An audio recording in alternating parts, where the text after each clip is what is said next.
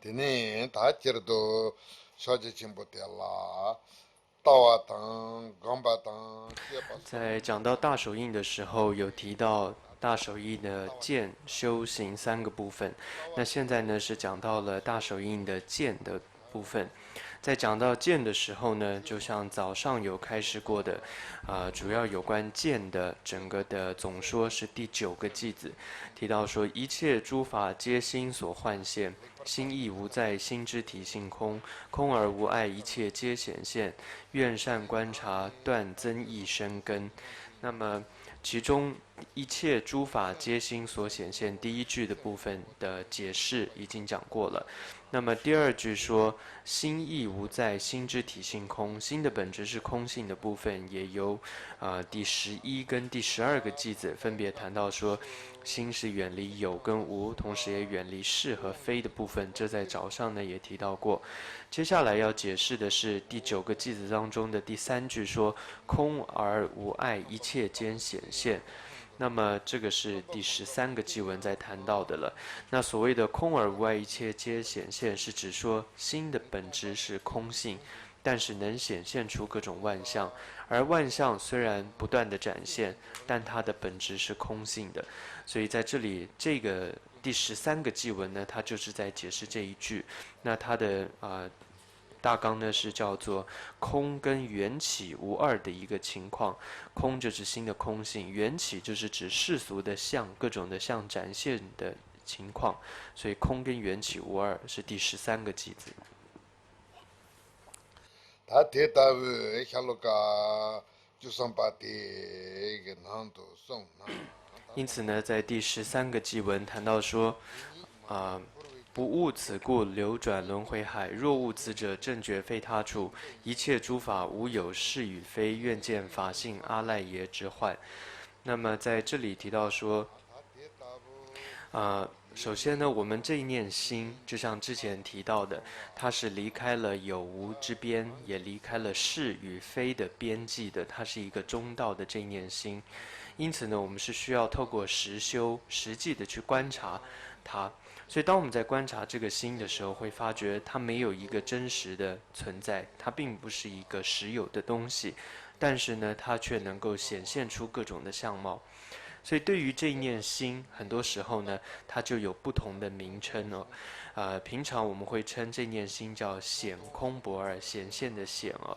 显空不二是指说我们的心平时能够展现出、显露出各种各样的念头、各种各样的相貌。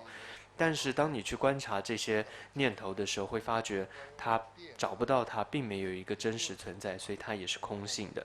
所以这样子解释，因此它被称为叫显空不二。同时，在有一些口诀、一些实修上的口诀里面呢，会提到我们的心是明空不二的。所谓的明的意思呢，是指说一种觉性，也有翻成就是觉性、觉知的意思。所以也就是平时呢，我们都会有一种觉知力、觉照力存在，这个就是明的部分。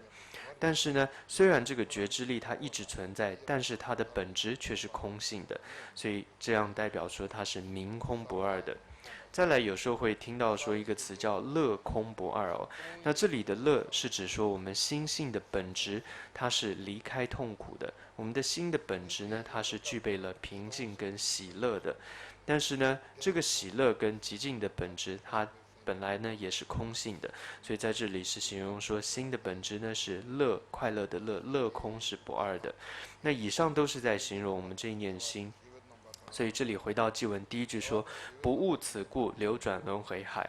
所谓的不悟此呢，这里的此就是刚刚谈到的这一念显空不二、明空不二或者乐空不二的这一念心，或者说这个心性、这个法性，如果我们不知道它的话，我们就会在轮回中流转。tene ta te ta bu re la ta ni to na sanji yin na me so re la 所以，当 ta 我们 te 要 ta 认知到这个我们不悟此故，不认识心性的本质，因只流转在轮回海当中。若悟此者呢，正觉非他处哦。那这里说若悟此者，是指说如果了悟了这一念心，或者我们称叫做心性的这个实相，也就是非幻象的部分，心性的实相。那这里谈到说悟道或者证道这个实相，是指说透过了渐修的方式，最后证得这个果位。那么能够认知到这念心的话呢，正觉非他处。这里正觉指的就是佛，成佛的佛的意思。所以这个佛呢，并不在他处，所以也不在一个很远的地方。所以什么是佛呢？佛可以说，或者说佛，或者叫正觉，就是我们证悟自心这个佛。那佛呢，它是什么意思？也就是我们心性的实相，或者也可以称为叫法性的一个实相。或者说在一些佛经当中谈到的就是空性的道理，或者也有一些佛经给它一个名词叫做如来藏哦。那么因此呢，在这里说证悟了这一念心的时候，也就是我们的智慧开显之后，这个也就是法身哦。所以说证悟了这个心，或者证悟这个如来藏这个法身，因此呢，成佛它不在他处，是我们本来就有的。那么所以在这里会常用到法性跟心性的部分。事实上，所谓的万法的法性跟我们自心的心性，它的本质是一样的。那么也就是说，我们内在的心性的本质跟法性的本质其实是一样的。但是从大手印实修的角度来说呢，我们向内观这个心性会比较容易哦。所以当我们首先认识了自心的心性之后，的实相之后，也就能够知道万法的实相，所以法性跟心性有这样子的一个关联性。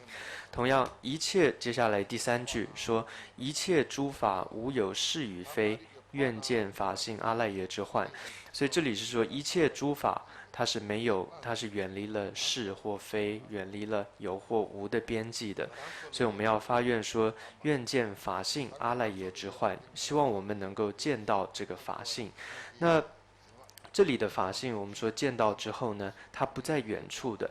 事实上，这个法性也好，万法的实相，我们的心性呢，是我们本来就具有的，但是我们却不知道它。那它有点像是被这些烦恼、被无明覆盖住是一样的。所以呢，事实上我们具备成佛的种子。这个阿赖耶呢，在这里，阿赖耶是。它这个词的定义呢，这个第八世大司徒仁波切曾经解释到说，阿赖耶这个名词呢，它有两种解释，一种是清净的，一种是不清净的。当它是清净的时候呢，指的就是如来藏的这一念心；当它指不清净的时候，是指我们八世当中的第八世叫阿赖耶识，也叫做藏识哦。所以在这里呢，指的是清净的那个部分，是指说如来藏的那个部分。所以这是指说。当我们阿赖耶识它还清净所以如果我们见到这个法性的时候，我们就能够知道阿赖耶识就是我们这个如来藏的本质，就能够了知了。那么在这里中文这个翻错了，不是幻，应该是阿赖耶之要，就是说要点的要哦，它的精要，也就是说透过了。加持，所以这里有三种力量帮助我们认识我们自心本具的这种如来藏，所以是第一个透过佛的加持，也透过了佛法的真实的一种力量，还有透过上师的加持，这样子的话就能够帮助我们认识到我们自心本具的如来藏的这个精要，所以不是幻哦，是精要。所以刚刚这是在解释到说第九个偈文当中的首先它第一句呢是谈到说一切诸法是心所现，那第二句是谈到说心的本质是空性的，那么第三句谈到说空性跟缘起是合而为一的，是双运的。那么接下来第四个句子是谈到愿善观察断增益生根，那么这个呢就是第14个偈文最主要在解释的。所以这第14个偈文是说：显现是心，空寂亦是心，了悟是心，祸患亦是心，生起是心，灭止亦是心，愿断一切增益于自心。所以就好像在之前第9个偈子当中说，要好好来做观察。所谓的好好做观察，也就是说，我们不再是说把没有的当成是有，或者把本来是有的认为却是没有，我们不再是这样，而是直接知道了知道它有的情况是什么，它没有的真实情况是什么。也就是说，对于心的真实的情况，它的实相要有一种确定的了知。那么所以在这里说，显现是心，空寂亦是心。也就是说，平时我们有各种的显现，各种的念头相会显现出来，但这一切呢，它也是心的一个展现。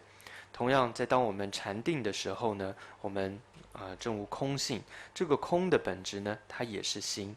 同样，当我们说了悟是心，或幻亦是心，是指说，当我们了悟证悟的时候，也是这个心它证悟而已，并不是说证悟了，我了悟了，只得到一个新的东西叫证悟的心，或者另外一个实有的东西，并不是的。所以它也离不开这一念心。同样，或幻亦是心，也就是指说在轮回当中各种的幻象，这也是由心所现。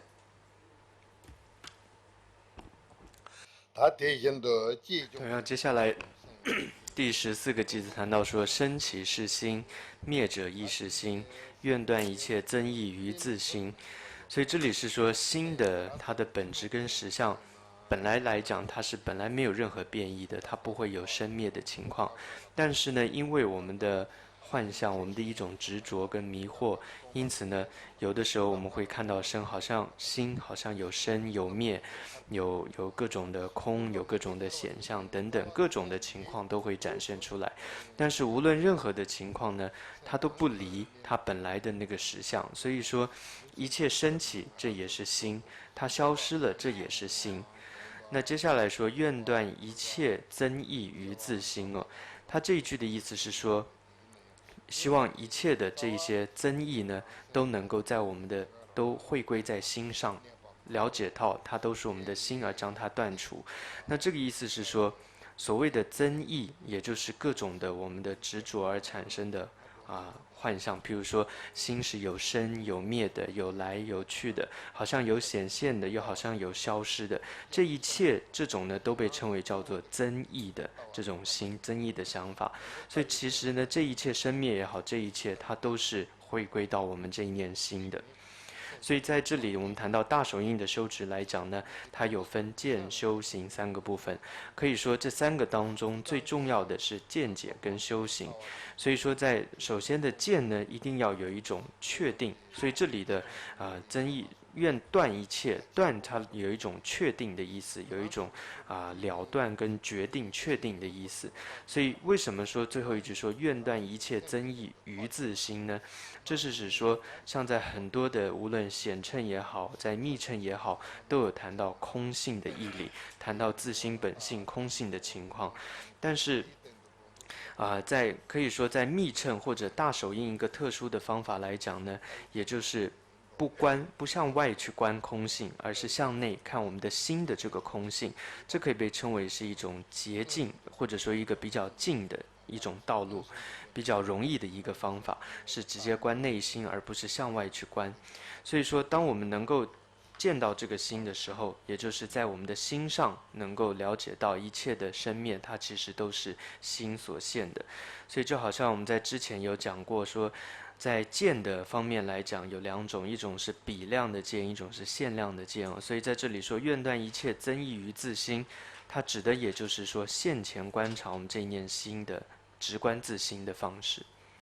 那么在就像之前提到大手印的修持当中，最主要有三个部分，也就是见、修、行，而其中呢最主要的是见解跟修持这两个部分。所以以上呢，从之前第9个祭文到第14个祭文呢，探讨的都是见的部分。所以总共有6个祭文。那所谓的见，也就是告诉我们整个心，我们自心的情况到底是什么，然后我们要观察我们这念心，透过观察这个心，然后去体证它。那么当有了这个见解之后，那知道了这个见解之后，我们就要开始修持，透过修持而保任这一念心哦。那修持的方法是什么？还有我们是如何来修持等等呢？这个都会在之后提到。所以在见解之后呢，就是修了，见修行的修，就是第15个偈文开始所谈到的是修。那它也有几个部分，第一个是谈到一般的修持，也就是第15个偈文是一般的修持方式。再来，接下来陆续会谈到止跟观的禅修等等。那么第15偈文一般的修持是指说，未经刻意造作修所染，未遭世俗散乱所动摇，了知安住本然而无作，愿善修习护持心要义。所以这最主要呢，这个偈文是在告诉我们要愿善修习护持心要义哦。所以这是指说，像之前的见解，我们证悟了心性，对于心的要义，我们要好好的修习，并且护持它。所谓的好好修习、善修习，就是说要好好对它有了解，并且呢，了解证悟之后，同时要能够护持它。守护它。那么对于这个偈文来说呢，第8世大司徒仁波切确吉琼乃，那他有提到过说，这4个偈文，首先讲当中的第2句，对不起，4个句子当中的第2个句先讲会比较好。就像是在我们说要修持大手印呢，要具备一些条件的。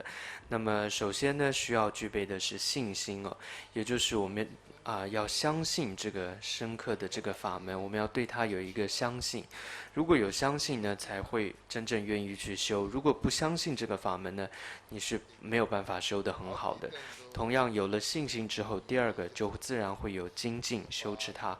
那有了精进之后，智慧就能开展哦。就像之前谈到的智慧，也就是闻所成慧、思所成慧跟修所成慧3种智慧。有了智慧之后呢，还需要第4个。第4个是什么呢？是忍，能够忍耐，或者叫安忍。那什么叫做忍耐安忍呢？这是指说，当我们在修大手印或者修禅定的时候，有时候会有一些证悟升起，但有的时候又没有各种的证悟升起。所以为什么会有这样的情况呢？这是因为我们无始以来的习气太重了，也因此有这些习气的时候呢，那我们就会有障碍的。当我们这些障碍、禅修的障碍升起的时候，我们就需要有忍耐的心，我们要能够有忍耐、有安忍，能够承担并且面对这个障碍哦。所以说会需要有这4个部分。所以这里提到说，如果具备这4个呢，就是能够修持大手印的人了。所以接下来谈到说，先讲15个偈文当中第15个偈文的第2句说，未遭世俗散乱所动摇。那这是指说修持大手印的人，首先要他不被这种世俗的各种散乱动摇。那这是世俗的散乱，是指说他在各种的身体、语言跟心意上呢，它都是合乎佛法的，而不是世俗法的这一些东西。所谓落入世俗，指的是譬如我们禅修的动机是为了名声，为了得到别人的赞扬跟恭敬而禅修的话呢，这样就是落入世俗的一种动机。所以我们应该是要带着利益一切自己跟一切众生的心呢来禅修。那么我们在修这里讲到说要实修大手印，修的部分呢，禅修禅定的时候有2个要点，一个是身体的要点，一个是心的要点。那身的要点呢，主要就是谈到7支毗卢做法哦，就是身体的姿势有7种要点，有7个部分的。那这个7支毗卢做法呢，它有分修那洛6法的时候的7支毗卢做法，跟大手印禅修时候的7支毗卢做法，它是有一些不同的。那这2者的差别处在于说，第一个修那洛6法时候的7支毗卢做法呢，它是比较紧收的，它是比较紧的，这是为了要展示出大乐的意思。那大手印的时候的7支毗卢做法，也就是我们现在修的这时候的7支做法呢，它并不是为了要展示得到这个乐，而是为了得到心的平静，心的一种放松哦。所以它在这里7支毗卢做法的时候是比较放松的。那么接下来是哪7个呢？第一个要点是要盘腿哦，叫金刚跏趺坐。但是我们现在提到说没有盘腿硬性也没有关系，也就是说腿呢要放平放松就可以。在第2个部分是手，第2支是手要持定印，也就是说右手放在左手掌上，就好像我们看到阿弥陀佛的手的放的样子，就是第三个部分是脊椎，这是我们的脊椎。一般来说呢，就是身体禅修的时候，身体要直，这是很重要的。因为一句话说，一个人身体直的时候，他的脉就会直，是气脉的脉。当这个脉直的时候，气就会顺了。所以如果说一个人身体是东倒西歪的话呢，那他的脉就没有办法直，脉不直，气就不会顺了。所以说脉要直，气就会顺。当一个人气顺了的时候，他的心就自然能够平静跟放松。所以以上呢是谈到七支当中的头三个。接下来第四个七支做法的第四个呢，是指我们的肩膀。那我们的两个肩膀呢是平衡的，也不是这样有高低的，而是平衡的，就好像是阿弥陀佛。我们看到唐卡当中，阿弥陀佛他的画像的这个肩膀是平衡的，是一样。接下来第五个呢是我们的脖子，那我们的脖子是自然会有一点点弯曲的，那也就是意思就是我们的脖子不要太挺，然后就是自然的一点点弯曲就可以。第六个呢是舌头，我们的舌头呢要顶着我们的上颚，就是前排牙齿前面上颚上面的前排牙齿上面。那么这个方式能够帮助我们的口水不会流太多，因为我们常常如果口水流太多，你就要一直吞口水，一直吞口水，很多妄念头就会升起来，就容易散漫。所以第六个是舌顶上颚。再来第七个呢是眼睛，也就是我们眼睛要看哪里。那一般来说有七个要点，这里谈到说七个要点，但是七个要点当中最重要的就是第七个是眼睛哦。那有一种说法说提到，首先二乘的行者就是声闻缘觉乘的行者，他们的眼睛视线是看哪里呢？他们是往下看的。那么为什么往下看呢？因为他们认为往远处看或者看其他地方很容易升起烦恼，所以要往下看。那么但是我们修大手印的时候并不是往下看。那么还有一种说法说提到像外道梵天，外道的修持呢是往上看，眼睛的视线是朝上，这是因为外道认为说他们的天神在天上，所以要向这些天神来祈请发愿，所以眼睛是朝上看。同样我们现在也不需要往上看。那我们是需要怎么样呢？一个金刚乘的行者是如何看的呢？禅修的时候，我们的眼睛就是直视前方就可以了，无论有看到东西或者没有看到东西都可以，心就是直视眼睛就是直视前方。那这里的要点是，我们的心这时候不是跟着我们的眼睛去看，这时我们的心呢是要朝内来观的，所以不要跟随眼睛。tené ta te tabu nang nong chu dang jia na yang tené 所以这里谈到说身体的要点，所以禅修的时候有身体的要点跟心的要点。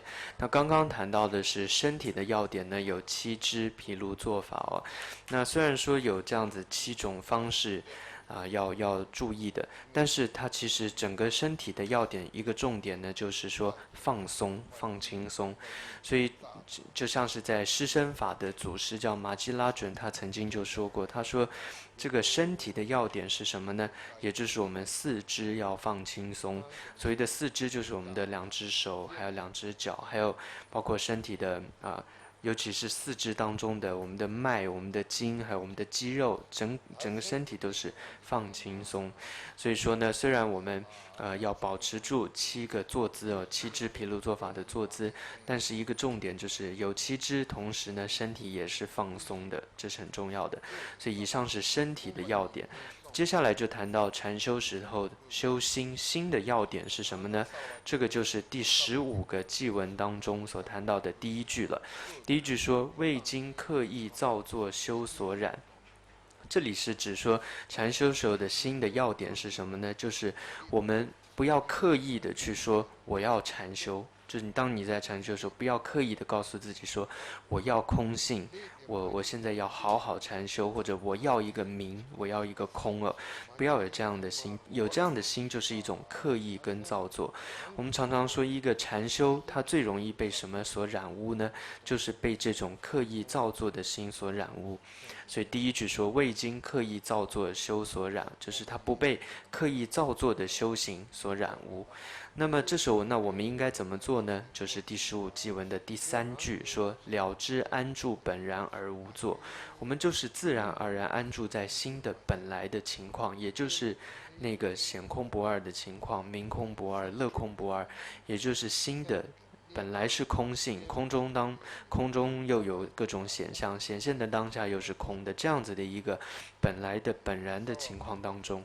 所以什么叫本然呢？它就是一个自然的情况，就是它本来就是那个样子，所以它不是刻意造作的，也不是刻意去有各种的说造作说是空或者造作是明，都不需要，就是安住于本来的面目就好。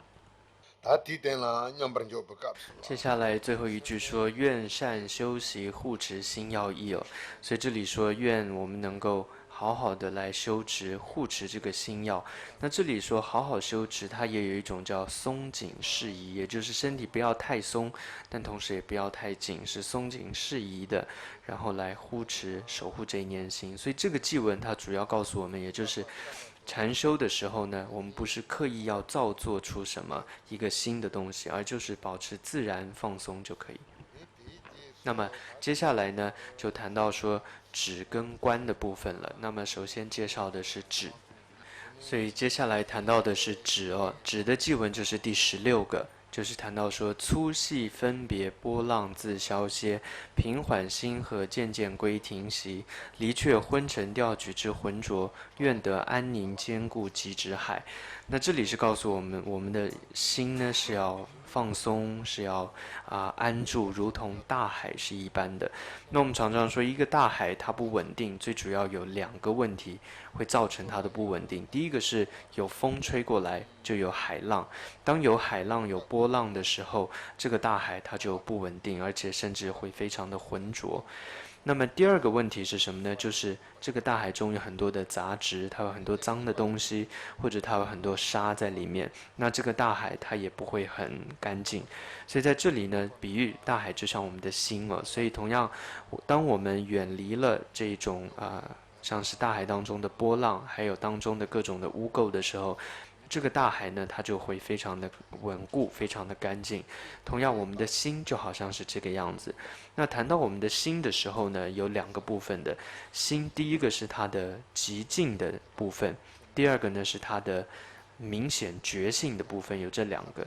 那首先谈到心的极止、极静的这个部分呢，就是止的禅修的部分。所以这里所谈到说粗细分别的波浪自消歇哦，所以这里谈到说我们的各种的念头，禅修的时候有各种粗跟细的念头。这里有的时候我们会发觉，有的念头很强烈、很粗，是指很强烈的一些念头，那它会障碍我们的禅定。但有的时候念头它并不是很明显、很强烈哦，它是非常细微，好像隐隐约约的有这样子的念头的。那么呢，这是叫做细微的这种念头。那么无论是粗的或细的这些念头，它都被粗细的分别。这里的分别指的就是念头哦，分别念叫分别，指的就是念头，就好像海浪是一般的。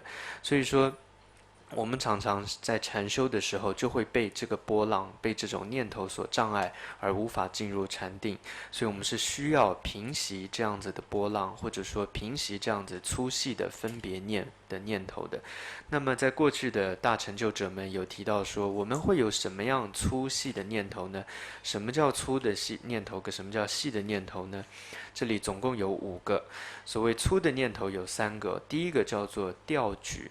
也就是心非常的兴奋，非常的调举。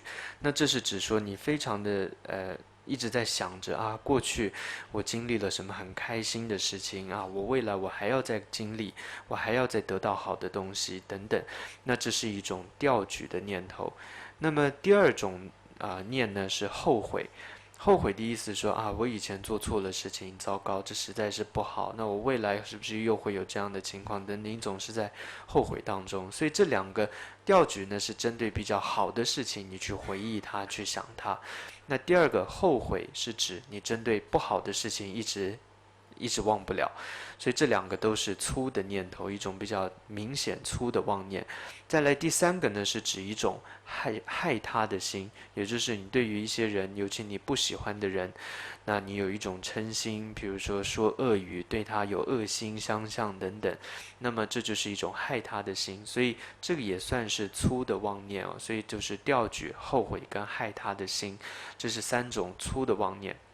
接下来后面第四跟第五是细的妄念，第四个呢是一种欲求，就是你会想要得到的一种心，就是欲求，这是很细微的念头。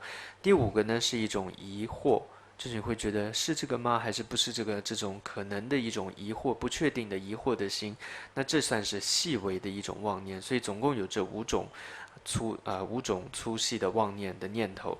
所以在这里说，这些念头就像是波浪是一样的，所以当我们在禅修的时候，我们要告诉自己啊，现在是我们禅修的时候，我们不应该不是跟随着这个妄念去走的时候，我们应该是要修定的。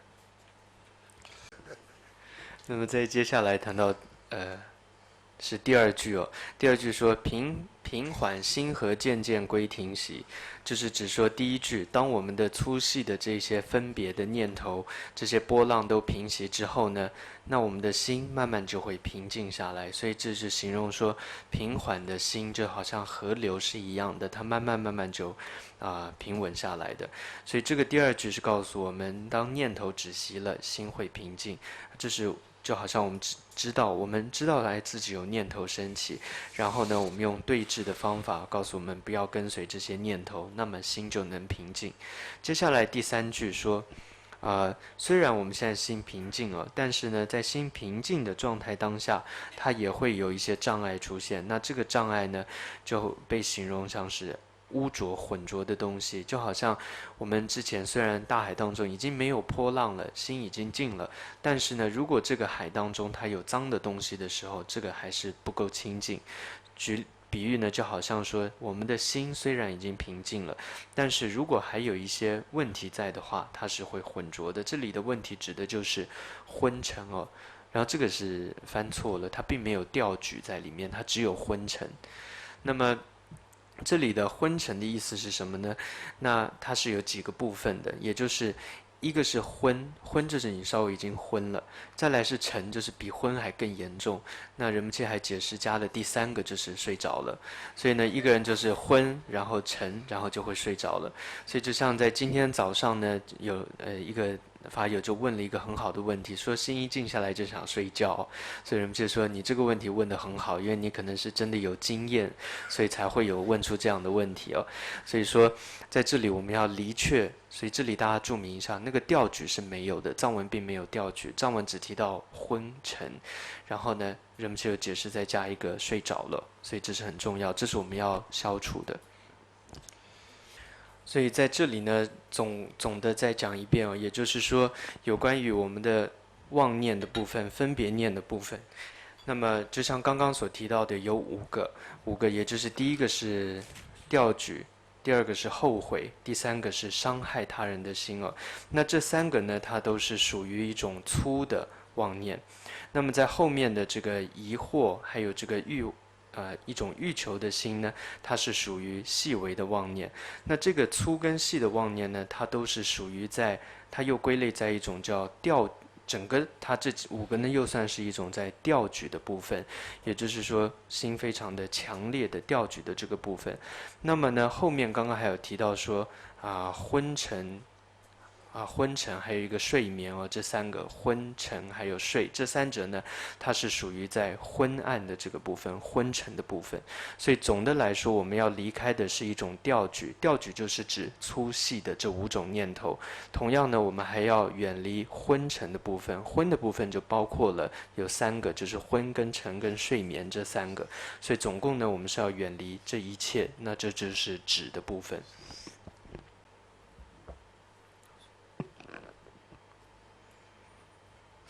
那么在首先呢，谈到说在修持止的时候，我们会，尤其修定的时候，会遇到一些障碍或者一些逆缘哦。所以过去的大成就者们就告诉我们要如何消除这些禅定的时候的障碍，也譬如说刚刚谈到这些粗的妄念，这种调举的心，或者是一种昏沉的心，我们要如何消除它？首先谈到呢，如果我们的心是很强烈的一种调举的心。出现的话，就是妄念纷飞的情况。这时我们应该怎么做呢？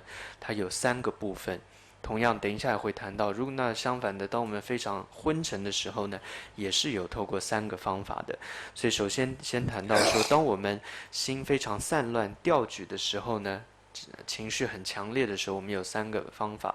第一个是透过我们的行为，第二个是透过我们的内心，第3个是透过我们的观想。那么第一个行为方面呢？能够让心平静的方法是身体坐直，然后呢，同时这个房间的禅修地方的房间要可以暗一点。透过这样子呢，可以帮助我们的强烈的情绪慢慢的稳定下来。那第二个呢，是我们的心上的方法，是指这时候我们可以多思维众生的苦，还有恶道的痛苦。透过这样子呢，心会有一点点伤心，但是透过这样，它也能够帮助我们这个很妄念纷飞的心平息下来。第3个方法是透过观想，这是我们要观想在我们的心中有一个3个叶片的黑色的一个莲花，然后在这个莲花呢，它中间有一个黑色的明点，然后这个明点呢，它从我们的在心间有这个莲花有明点，然后这个明点黑色的，一直往下走，往下走，然后就一直到我们的身体跟我们的坐垫的中间，就观想着有这个一个黑色的明点在那里，这也可以帮助我们的心平静下来。那么再讲第2大类呢，是指当我们昏沉的时候应该怎么办呢？那昏沉的时候也是有透过行为上来说，我们要穿比较薄的衣服，同时保持凉快，然后呢，房间要明亮一点，这会帮助我们清醒过来。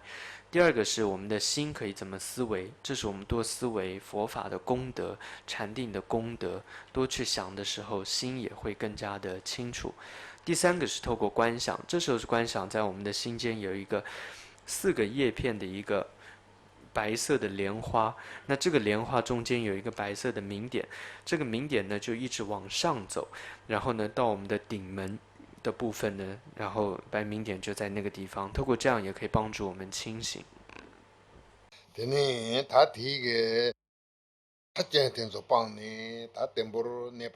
所以透过了消除了刚刚谈到的这些过患，禅修时候的一些障碍呢，心能够平静下来，心能够得到一个直静。那么这个就是止的一个禅修。那么一般我们说止跟观的禅修来讲呢，观的禅修是最重要的。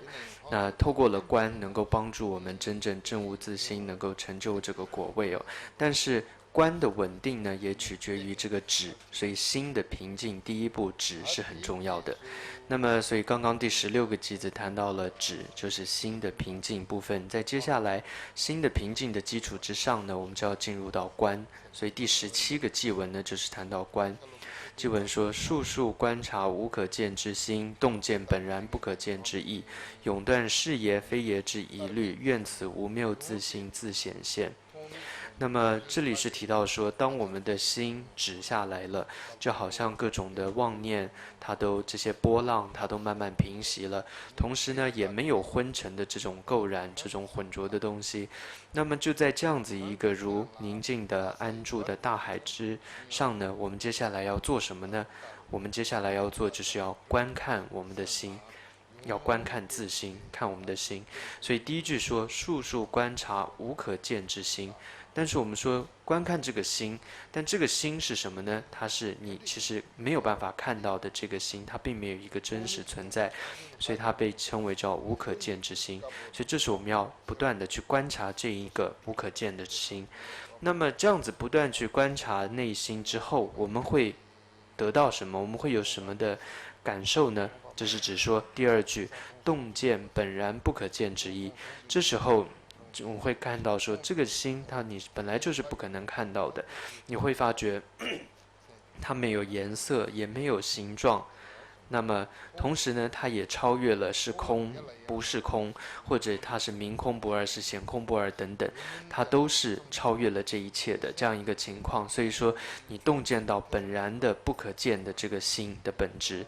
那么第三句是指说，当你见到了之后，你很自然各种疑虑、怀疑都消除了，你全然的信心会出现。所以说，是永断，你永远就断除了这个是心还是不是的各种的疑虑都能够消除，而完全的相信。所以最后一句说愿此无谬自信自显现。那么这一句是说呢，这样的一个方法，它是一个没有错误的方法，无谬的方法，而且透过这个方法，能够我们认识到自信，并且是自己认识自己，因为自己观自己的心，自己能够认识这一念心，而将自信展现出来。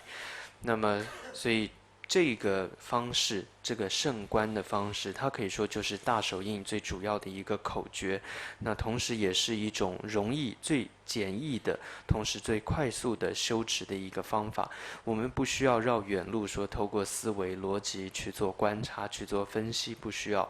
而要做的呢，就是直观自心的这样一个方法。所以，同样，当我们看到在很多的论点，像是中观的论点，会透过非常多的分析逻辑，告诉我们什么是空性，或者是在般若经佛陀所开示的经典当中有提到16种空、20种空性等等。那这些到底是在告诉我们什么？或者像是在宝性论当中又谈到如来藏。那其实这一切都在告诉我们，形容的都是同一个东西，就是这一念心。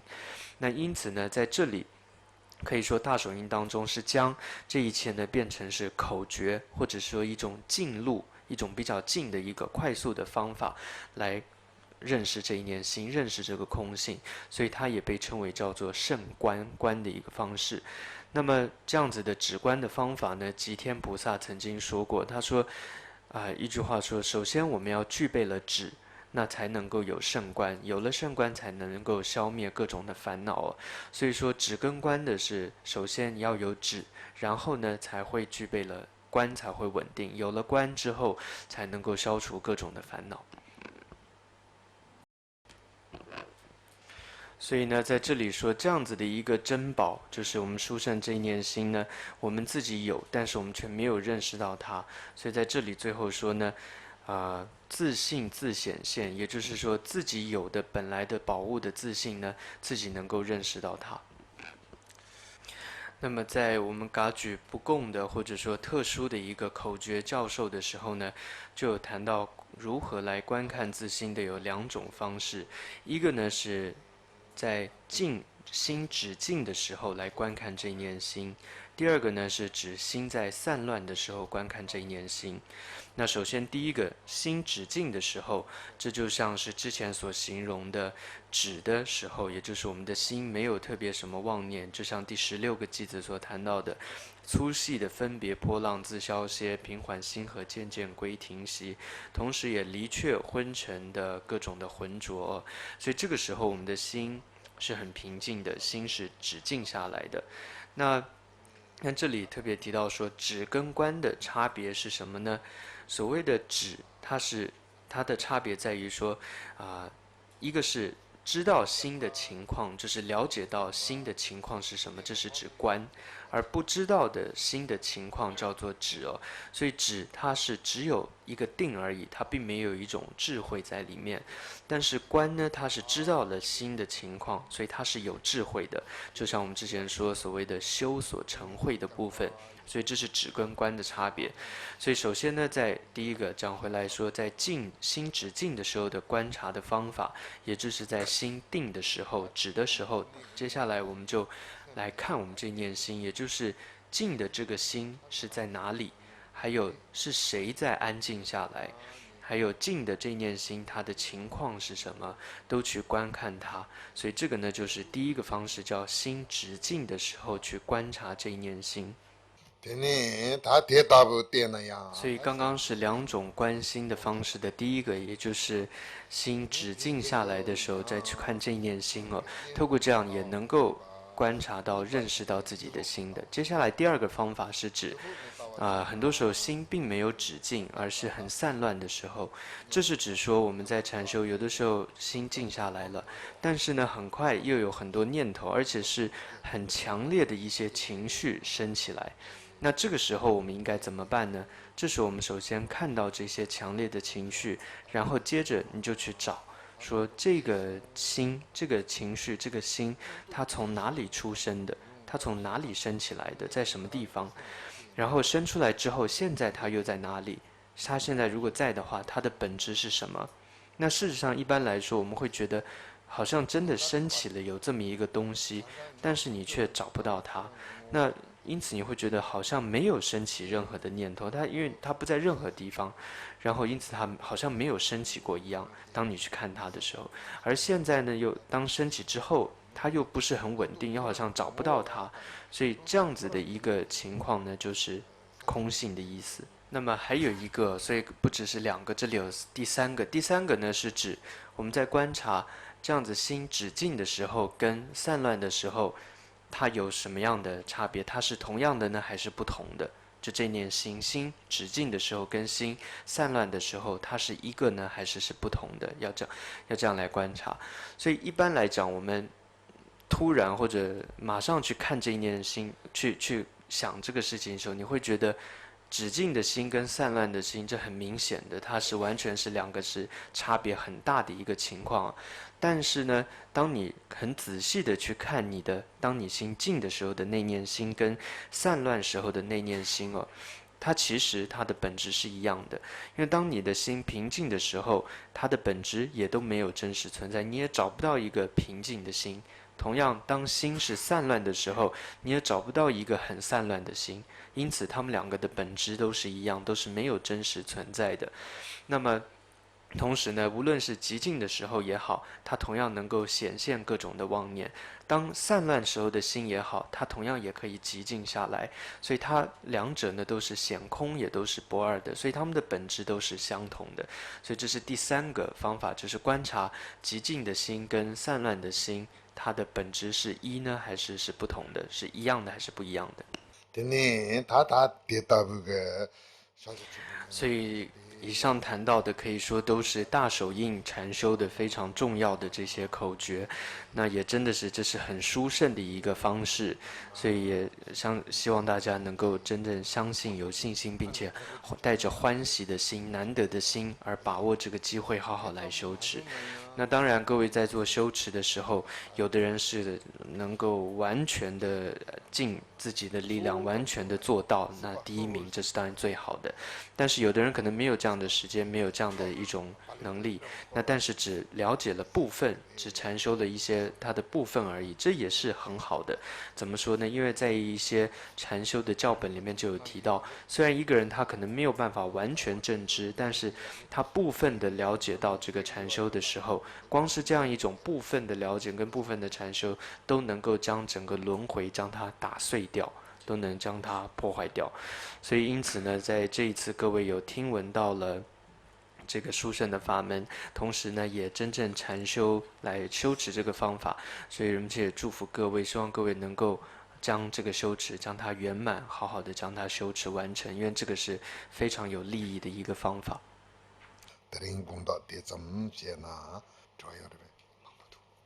接下来是问题，第一个，请问仁波切一个具体的禅修问题：正在禅修时，突然闻到厨房传来的煮咖啡的香味，便升起想喝咖啡的念头，请问应如何观想此一念头与空性的关系？恭祝仁波切常住世间。所以这个其实就像刚刚有谈到，在做止的禅修的时候呢，会遇到一些粗细的妄念当中，记得有一个念头妄念，就是指说这个一种欲求的心就是一种贪着的心，就好像这里您提到说想要喝咖啡的这种很想要喝的这种心所以这个是我们要去舍弃掉，要去对治的。所以这里对治的方法可以是什么？就是你可以看着你这个很好吃、很想、很香的，你觉得它很香的这个念头，它在哪里？去观察它，你会发觉找不到这样子。